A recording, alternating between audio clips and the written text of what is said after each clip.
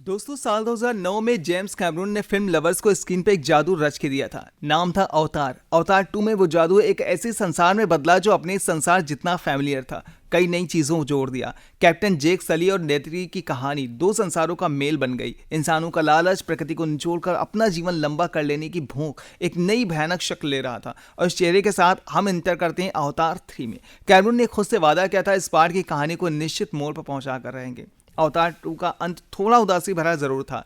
जेक और नेत्री के खूबसूरत परिवार में एक जान गई थी। जेक ने एक बेटा खोया। अवतार 3 में उसी दुख के साथ एक कहानी की शुरुआत होती है, जिसके बारे में बात करेंगे आज आपके अपने इस यूट्यूब चैनल पर।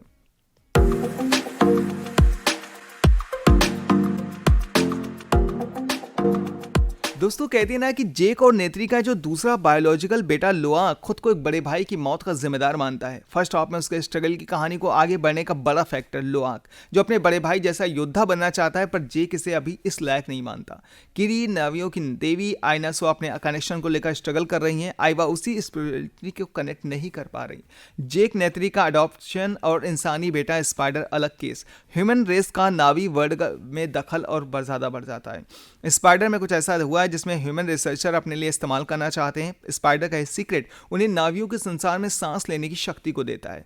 कर्नल क्वारिच अभी भी जेक सली को कैप्चर करने के मिशन में लगे हुए हैं। इन सारे पॉइंट्स के बीच नावियों के एक नए दुश्मन आ चुके हैं, ऐश पीपल।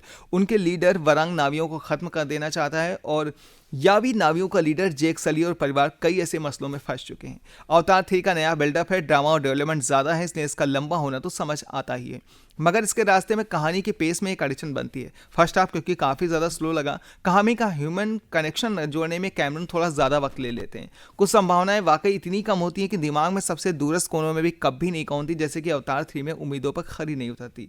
एक खिंचा हुआ लंबा कनेक्ट मिस कर देने वाला फर्स्ट हाफ के बाद सेकेंड हाफ से बहुत ज़्यादा उम्मीदें थी, मगर कैमरून का जो स्पेक्टिकल अटेंशन था वो थोड़ा नहीं देखा जाए तो बांध नहीं पा रहा है। स्क्रीन प्ले का दाव बहुत थोड़ा छोटा नजर आ रहा है। उम्मीद है इंसान और प्रकृति के संबंधों वाली इस फिल्म में गहरा दर्शन जैसा लेकर आने वाला है, मगर क्लाइमेक्स का दांव एक परिवार तक सीमित हो जाता है।